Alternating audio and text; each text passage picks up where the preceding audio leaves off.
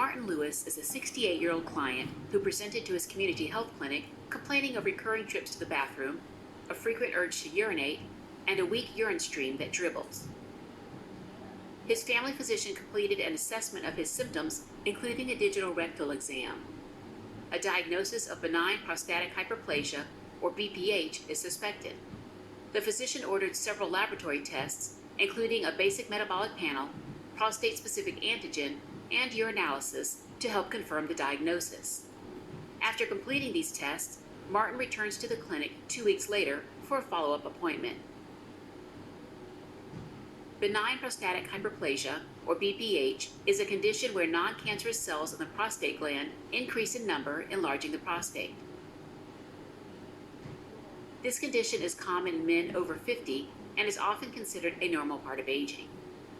By the age of 60, around 50% of men develop BPH, and over 90% have it by the age of 85. Other risk factors for developing BPH include obesity, sedentary lifestyle, and family history of BPH.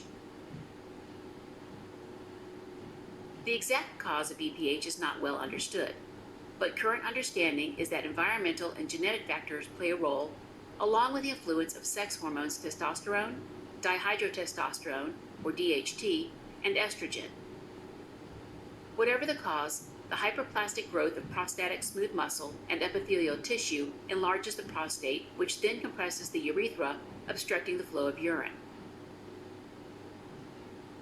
BPH can be asymptomatic, but when symptoms are present, they include lower urinary tract symptoms such as urinary urgency, hesitancy, which is trouble initiating urination, a weak urine stream, dribbling and straining to urinate, and nocturia. These symptoms significantly impair quality of life. If the bladder isn't emptied completely, it can eventually cause kidney damage and even lead to kidney failure if not treated. Also, the stasis of urine in the bladder increases the chance of kidney stones forming, and it promotes bacterial growth, which can lead to urinary tract infections or prostatitis, which is an infection in the prostate. Fortunately, BPH does not increase the risk of developing cell mutations that lead to prostate cancer. Benign prostatic hyperplasia is diagnosed by history and physical examination with a digital rectal examination, which is where a finger is inserted into the rectum to feel the prostate against the anterior wall of the rectum.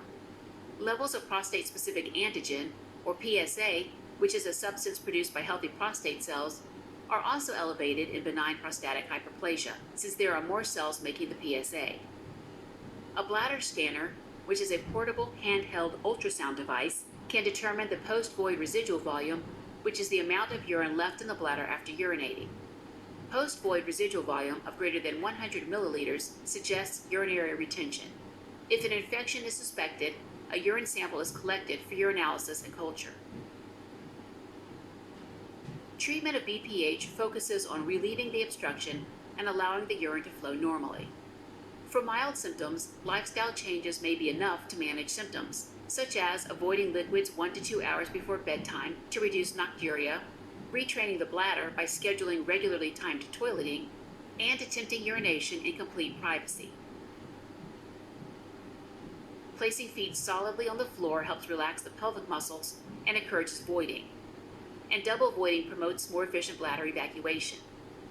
This involves waiting for a few minutes, urinating, and then trying to empty the bladder again.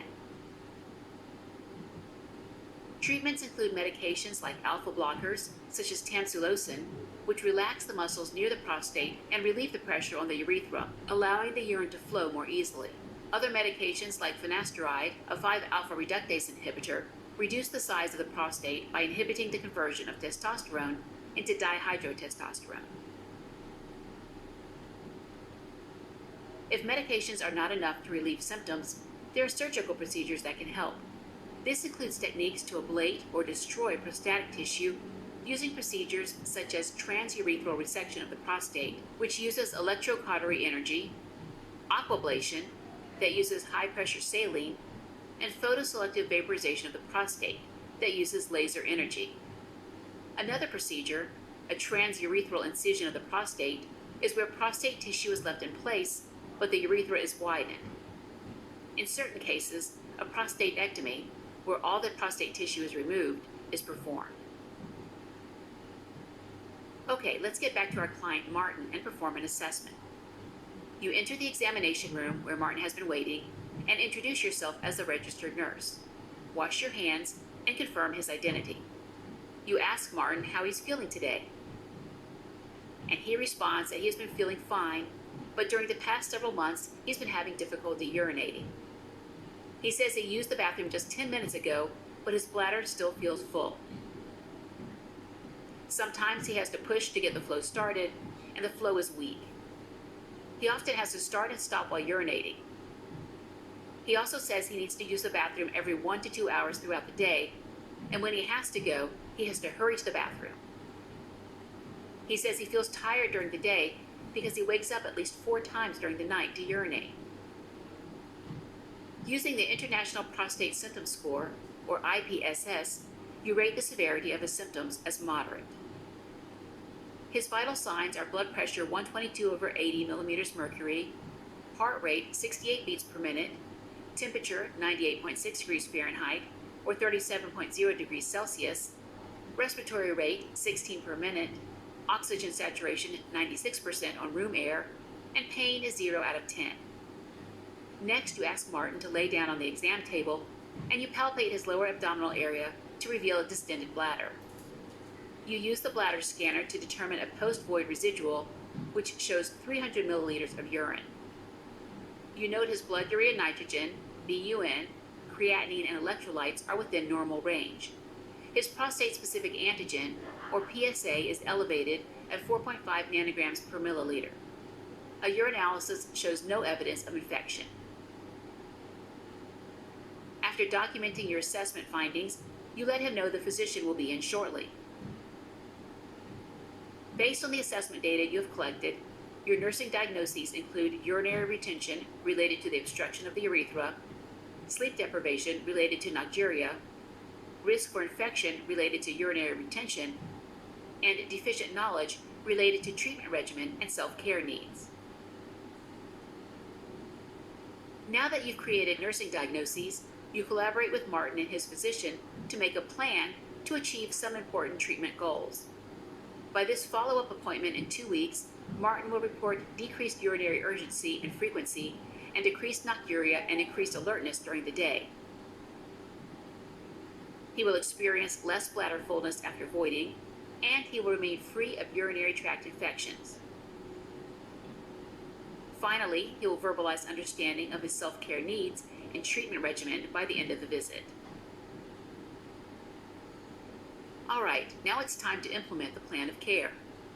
Martin will begin taking tamsulosin, an alpha blocker, so you review the physician directions for taking the medication, along with some of the side effects he could experience, such as orthostatic hypotension, dizziness, and sexual dysfunction. He will also start a bladder diary where over the next 14 days, he will record his bladder habits and he will bring this information to his follow-up visit. You assist Martin to develop a schedule to retrain his bladder through regular timed toileting every 2 hours. And you teach him strategies to help him with voiding, including voiding in privacy and double voiding. Next, you explain dietary factors such as limiting caffeine, alcohol, and artificial sweeteners, since they can contribute to his symptoms. And because certain over-the-counter medications like decongestants and antihistamines can make it harder to urinate, you teach him to check with his physician before taking these medications. To help decrease nocturia, you remind him to limit liquids an hour or 2 before bedtime. Finally, you ensure he understands the symptoms of a urinary tract infection and that if bladder distension is producing significant pain, he should seek emergency care. Martin returns to the clinic 2 weeks later. He states his urine stream has improved since starting the tamsulosin. After he voids, you use the bladder scanner to determine Martin's post-void residual volume, which shows 75 milliliters. You review the bladder diary with Martin and determine his typical voiding frequency continues to be about 2 hours during the day. He states he is still having to get up and use the bathroom 1 to 2 times during the night, but reports that his sleep has significantly improved. His current IPSS score shows his symptom severity is mild. No signs or symptoms of a urinary tract infection are present. Martin's symptom improvement demonstrates adherence with his treatment regimen and an increase in understanding of his self-care needs. He will continue to require follow-up visits at the clinic to monitor his response to treatment and make adjustments to his treatment plan as required.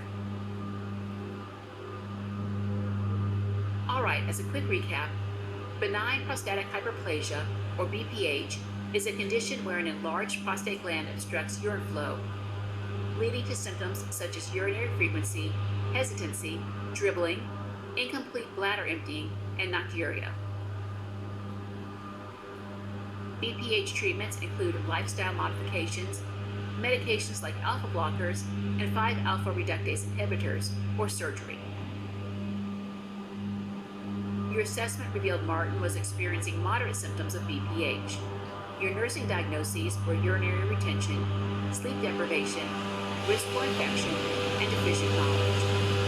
The goals you identified when planning care for Martin included establishing an effective urinary pattern, improving sleep quality, remaining infection-free, and understanding his treatment regimen. Interventions will continue to be implemented and evaluated to determine if his goals are being met.